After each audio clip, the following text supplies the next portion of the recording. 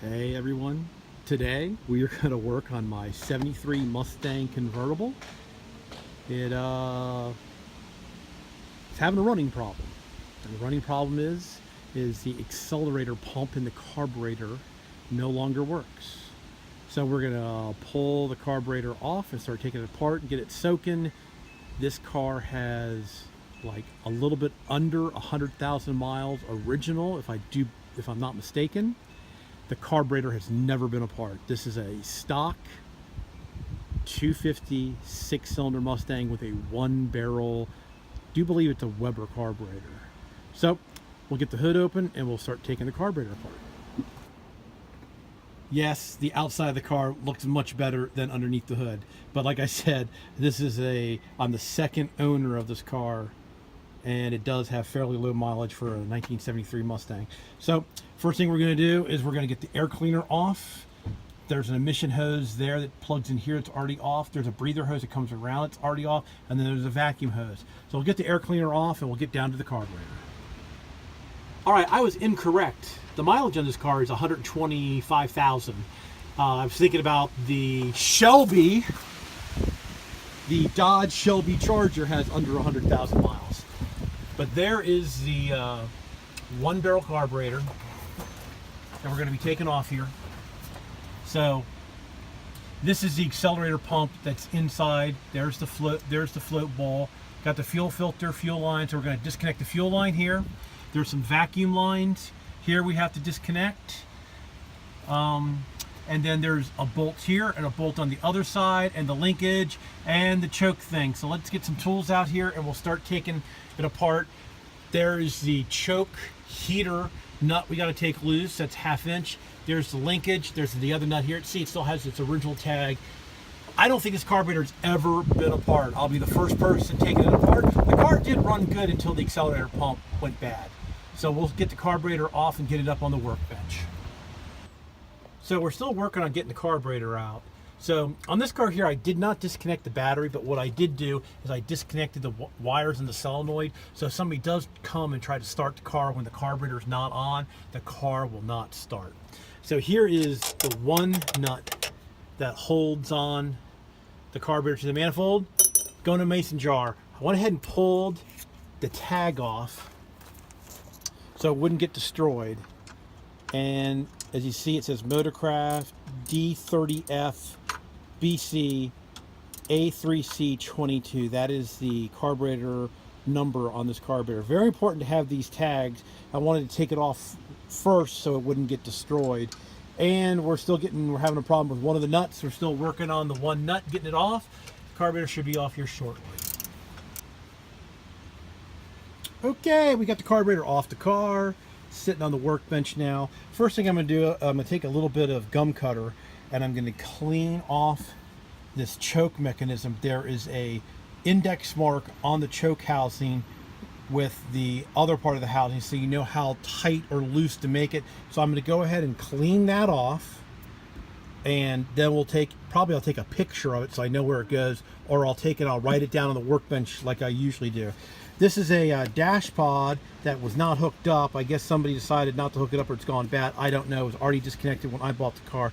Basically what this dash pod does is when the car is running, it helps hold the idle speed up, and then when you shut it off, it releases to let the car shut off fully so it doesn't diesel on. So like I said, this carburetor I don't think has ever been taken apart. And as you see here, it says distributor, which has a ported vacuum most likely, and there's an EGR, which is probably a ported vacuum also. Maybe both of them are ported vacuums, I'm not sure, but at least they are marked. This one did go to the distributor, and this one did go to the EGR. There's no other vacuum lines on the carburetor. The metal tag is on this screw here that I took off because I didn't want that getting damaged. So we're going to continue taking it apart. The base gasket stuck to the carburetor. We're going to have to get that off. I don't know if the kit came with one. I did not bring the kit home. The kit is at work, but I do have the carburetor cleaning, the carburetor cleaner, parts cleaner here. So let's start taking some of the stuff apart and I'll come back. All right, we're taking some stuff apart. We got the choke spring off. We have the dash pod bracketry off, and I was incorrect. As you can see, manufactured by Carter for Motorcraft, and it's a model RBS. So I was incorrect. It is not a Weber. It is actually a Carter carburetor. I don't know this carburetor very well. It's a 1-barrel, so we'll continue on. I pulled the idle mixture screw out. It was 3 turns out, and as you can see, this is all one body. The float and everything is in here. We'll get the screws out and take a peek inside there. All right, everybody. Got my cameraman here again. So I went ahead and took the 4 screws out of the float bowl, and I went ahead and I put a little F mark here so I know that that's the front.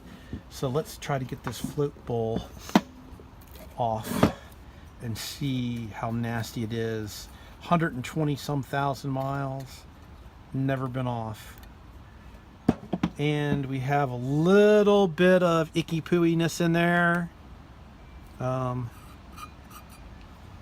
too bad. Of course, that gasket got destroyed. Let's take a look at the float. The float looks remarkably intact, not soaked. So there's the float there. The fuel comes in, the float bowl fills up, the float closes off the gas flow till it needs more gas, then opens and closes, opens and closes. That's the jet. And that's probably a power valve there, some type of power valve, not 100% sure. We'll take that jet out, we'll clean that out. We'll get the float off of here. The needle and seat is up here. That will have to be unscrewed there to get the needle and seat out. And then inside here is the, I have no idea how this is gonna come apart to get to the accelerator pump. So stay tuned, we'll figure out how to get it apart. Okay, all right, we got the float bowl off like we showed earlier. We got all that apart. Now, the accelerator pump is inside this piece here. So I had to take a hammer, I put it on the workbench, I had to take a hammer and smack on this, and that released this plug, which has a screen in it, I do believe, which is partially clogged. That's why we weren't getting any flow. And out, then after you do that, then there is the accelerator pump diaphragm, which it is kind of hard. So luckily I was able to figure out how to get that apart. We got parts in the carburetor cleaner. I do not believe that this is going to come out. I'm just going to leave it alone. I got the jet out here, and there's really nothing else to disassemble on this carburetor that I can get apart. The choke mechanism is pressed in.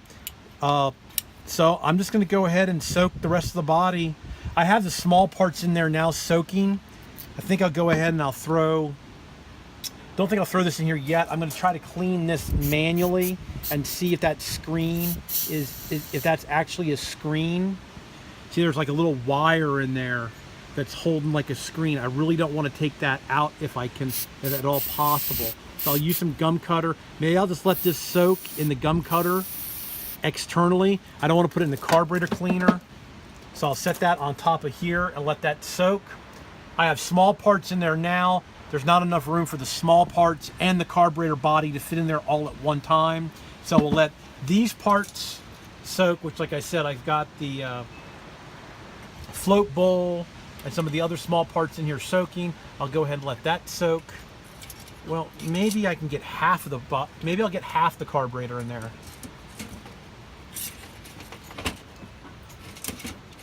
There we go. We'll let that soak for a while, and then I'll flip it over and soak the other side. All right, and on this accelerator pump, that's the diaphragm there, and this is the rod, and there's a piece of linkage that comes in and hooks here. And this one is spring loaded the opposite way, so when the carburetor is released, it automatically pushes down to give it the shoot of gas. Well, this one here actually has these fiber washers here adjusting how much squirt this thing has. When this thing is in the carburetor, there's a C-clip that goes here. Well, these shims go, I don't want to force them down there right now, go below that, and that shims this to have more squirt or less squirt, and that's what those shims are for. So I don't know why I never bought this gunk carburetor cleaner a long time ago. This stuff just rocks. So what I've been doing is I've been taking, you know, an acid brush and using it to try to scrub on the outer body. and I uncovered this, the numbers on the carburetor here, 3C6512S. So if that tag is missing, they do have the number stamped into the base of the carburetor, which usually most Ford carburetors do not have anything stamped in that I remember, but at least this one does have them stamped in. So I've just been taking it and cleaning it up. You can see how much cleaner the carburetor looks than it did when it started. It was really, really nasty, like up in here, really black and nasty. So this stuff works really good. Try not to get it on your hand, but it says, I think it's non-toxic, so it works really good. So I would just get a brush and start brushing. I'm going to eventually buy a sonic cleaner, so to do it right. All right, I don't know why I thought that this stuff was not toxic, but it is. You know, it's got a bunch of petroleum distillants and all ethanes and water, and it causes cancer in the state of California. So you shouldn't be putting your hands in it. I try not to put my hands in any type of cleaner like that. But I have been using the brush to kind of like brush the stuff around to get it clean. So yeah, try not to get this stuff on your hands. It's not good to get it on your hands.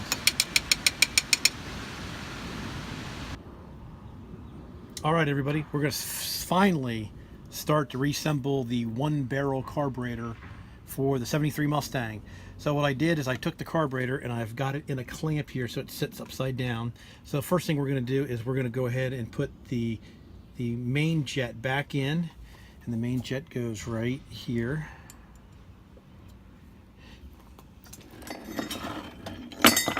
Got my super long jet screwdriver that fits this perfect. Okay, so there's that. And now, while we have it upside down, remember I showed you the old accelerator pump. Well, the new accelerator pump comes with the whole stem and the new diaphragm here, but we have to reuse the spring. We take that off, and then that goes down inside here like this. And see how it's spring loaded. But before I do that, I'm going to go ahead, and some people put transmission fluid on these, but I'm going to put just a little bit of gasoline on it to give it a little bit of lubricant, so it doesn't bind up in there.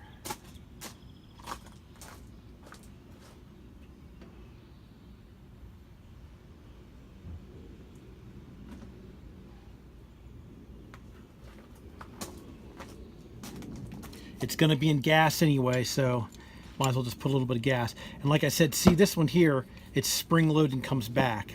So in the kit, it actually comes with a new lower piece that gets hammered into here. And actually what I found out, this is not a filter. This is a one-way check valve, and the other one was leaking. This one's nice and tight. If you can blow through it this way, but if you try to suck on it this way, the gas stays in. So that's where the gas gets its pickup. So this goes in here like so. And I'll probably have to get a hammer and a socket to tap that in. So let me get that in and I'll come back. So actually I was able just to take a hammer and tap that in. But as I tapped that in, I pulled out on the stem because if you didn't do that, it's possible that this could have caught the new diaphragm on the accelerator pump and ripped it. So now that's taken care of. So now we're going to go ahead and get the needle and seat in, get the float back in, find out exactly, I know what the float level is supposed to be. It's supposed to be 9/16 because the instructions say 74 to 72, 250 engine. The float level is supposed to be 9/16. It comes with, the carburetor kits always come with a float gauge to check the float because we're putting a new needle and seat. We're not reusing the old one, so we might have to bend the float to get it to work right. Here's the new needle and seat. This is called the needle. This is called the seat. There's a washer that goes on. Then that sits in there like that. I'm not sure if this has to go in now, but there's a little boss here. It might not fit in. So now this goes in like this. Yes, that needle has got to go in first because you'd never get that needle in unless you get it in there first. Let me tighten this up.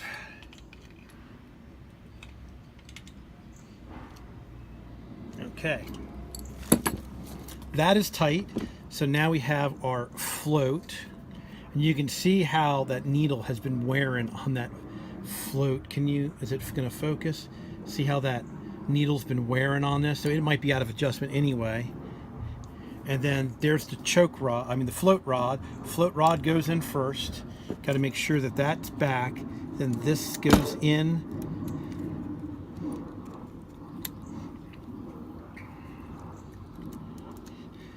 That goes in there just like that. Now there's 2 screws that hold that in. This might be a little tough to get the 2 screws in. Let me get the 2 screws in, and actually I got to figure out which screws they are. It's been a little bit. So let me try to get some of the screws organized to figure out what screw goes where. So after organizing the screws, I do believe these are the 2 screws because these are the cleanest screws in the whole bunch, and there's only 2 of them. So I do believe that these are the proper screws for this, because they're clean. Kind of shows that they were inside the carburetor. So that goes there.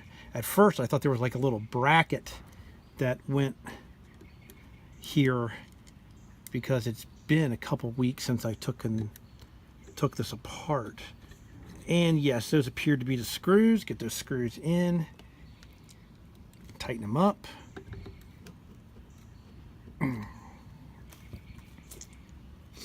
And as you see, there's the float. Float's working properly up and down. Oops, let me get you in the camera. Float's working up and down properly. Now I got to figure out, by reading the instructions on the float drop, is supposed to be like 9/16. It shows you in the book how to set that up. So let me get a look and read the instructions and we'll come back. Alrighty. So in there it tells you to adjust the float. So they give you this little measuring device.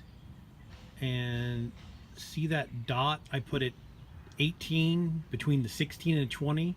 Well, that's 9/16. 9/16 in 30 seconds is 18 30 seconds. So what we need to do is we need to measure from here and to there, and the float is supposed to be up here like this. It's too low. So what you do is you bend the hinge right here, so this is at that level. So let me go ahead and bend the hinge and get it where it needs to be. It's so hard to do stuff here by yourself, but I'll show you what I did. Is the float was too low, so they wanted you to bend it here. So I took the pair of needle nose and stuck it here. And of course, when I bend it up this way, I'm not pushing any pressure on the needle and seat, which is good. So now that I've bent that up, I come back and I measure, and it looks like I'm right on where I need to be. So yay! The float is now adjusted properly. It still works.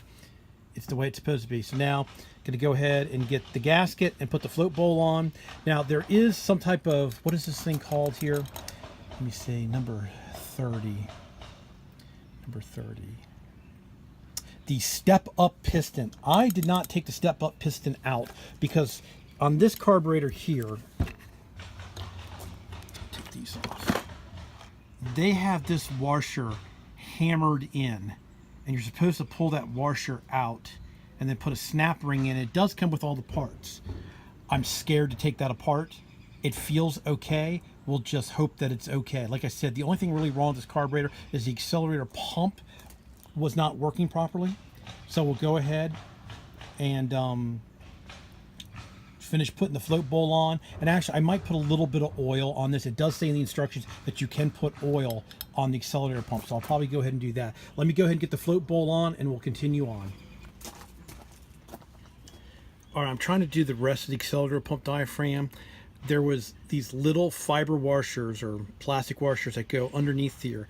So you have to put the fiber washers in and then this metal piece while you're holding up on this, and then you have to put the metal clip in, which the original metal clip does not feel like it's the right one, but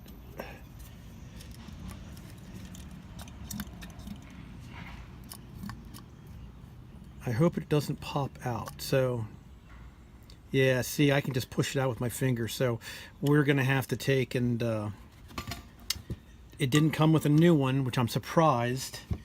Nothing in the bag, right? Nope, nothing in the bag. So we're gonna have to take this E-clip. We're gonna have to take this E-clip and we're gonna have to crush it down a little bit to make it fit tight.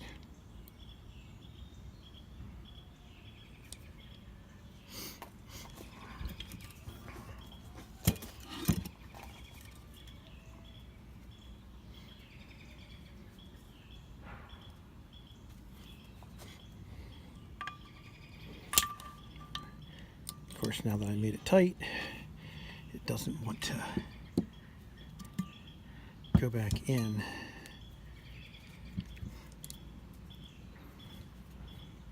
I usually take a pair of needle nose and grab it as tight as I can like that, and then come on it as straight as possible. There we go. Now that's in. Okay, so now the next thing that needs to go on is the actual rod that controls this, which goes here and in here and then hooks to this linkage here.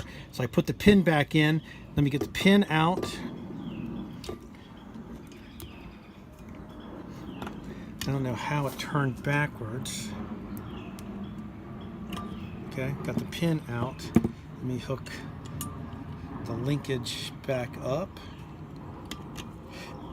All right.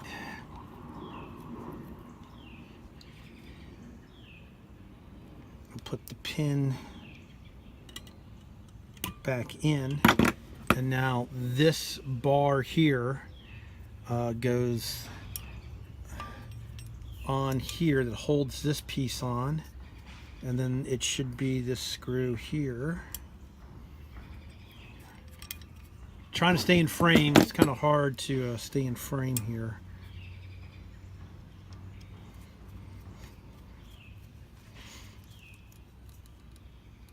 Okay, so that goes there. So now when you give the carburetor gas, the accelerator pump is supposed to fall down on its own. It's, you know, there's not a lot of lubrication up in there. It is dropping. That's all it's supposed to drop right there. Rum, rum. So it is dropping down like it's supposed to. It's dropping all the way down to the E-clip, so that's working right. All right, let's continue on. Probably we'll do the choke mechanism next. We got a new gasket. The new gasket sits in there just like that. The old choke, and see there is the spring part. The spring part is going to be pushing on the rod that way. So you got to make sure you get it on the back side. And now we rotate it to where we need it to be. Let's get the screws and the screws and retainers all started. And we leave them a little bit loose so we can adjust the choke. And I don't know what the instructions probably tell you what notch to set it at, but I already know. I wrote it down.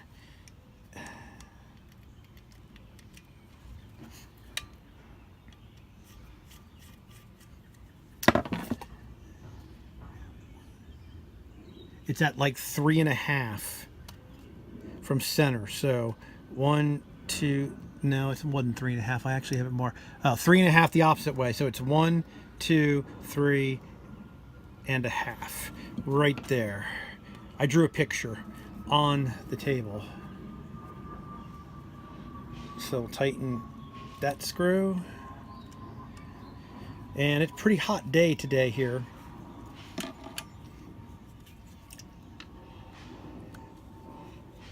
Now, does anybody see my mistake?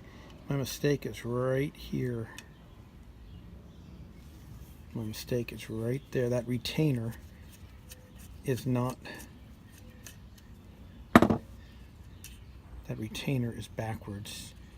It should be that way, like a spring.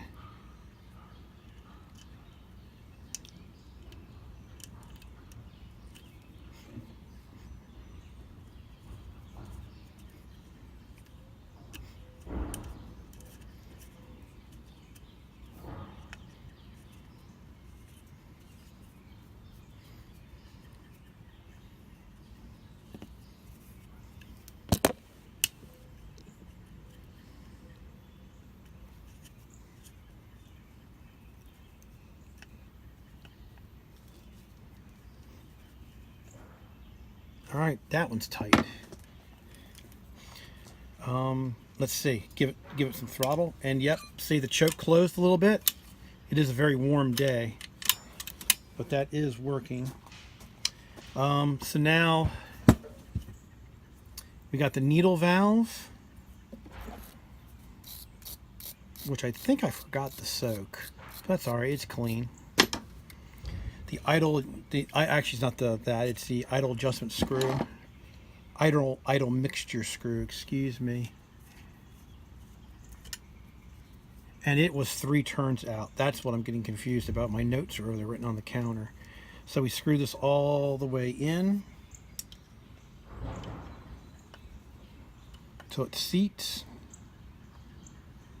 That feels pretty good. So there's a half, there's 1, there's 1.5, 2, 2.5, 3. I did not buy a new fuel filter for it because I have replaced this one fairly recently. It's still clear. I need to get some Teflon tape. I have to find my Teflon tape to put that around. We also have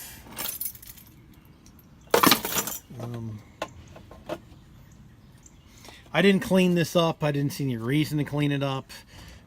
This is the anti-dieseling device, which isn't plugged in. I don't know if it works or doesn't work. I'm just going to go ahead. The car seemed to do fine without it, so I'm just going to go ahead and leave it off.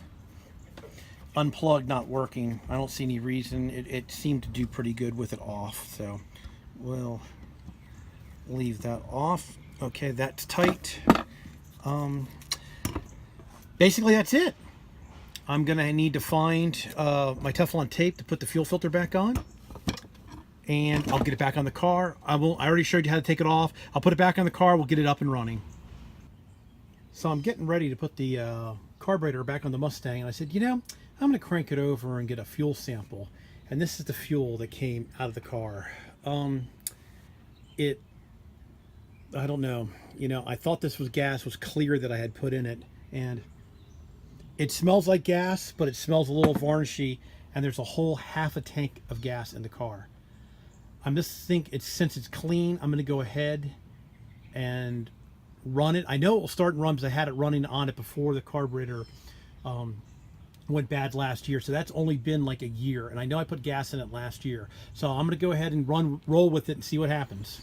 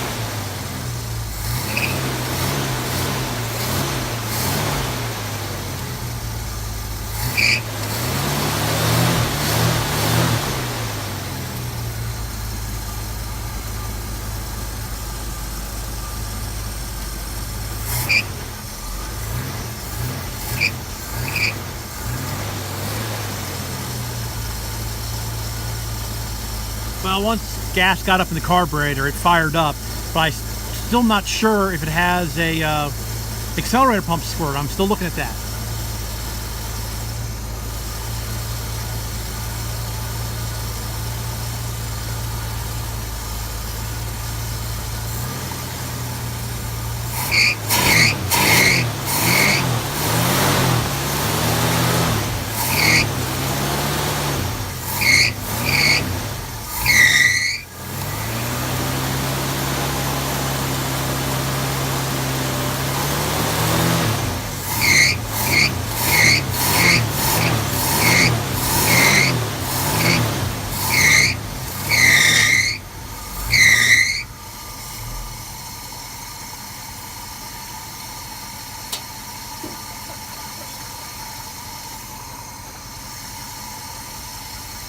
I think I better tighten up that alternator belt. Well, it looks like now I'm getting accelerator pump squirt.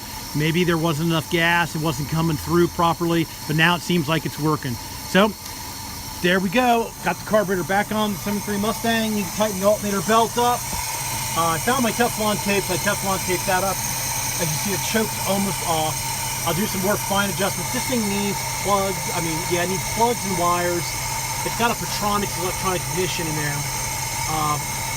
I had a spark plug wire arcing last year, and I just shortened it up and made it work. So there you go, everybody. Thanks a lot for watching. If you like my videos, please subscribe, and we'll get this thing on the road and cruise it around and try to get some of that bad gas out of here. It's got like a half a tank. We got to get it out. All right, everybody. Thanks a lot for watching. All right, here's a little bonus footage.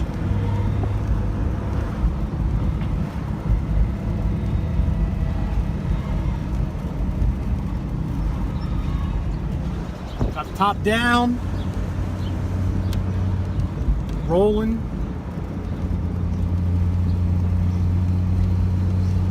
Amazon delivery guy.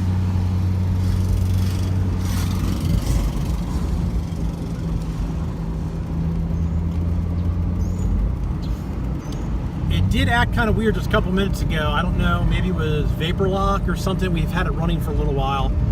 Could be from that bad gas that's in it. So I'll keep you posted on this one, but there's your bonus footage.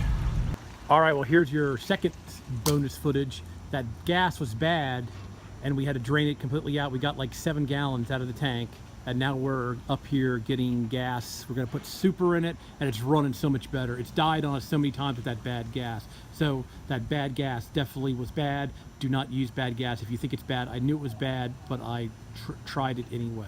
So don't use bad gas.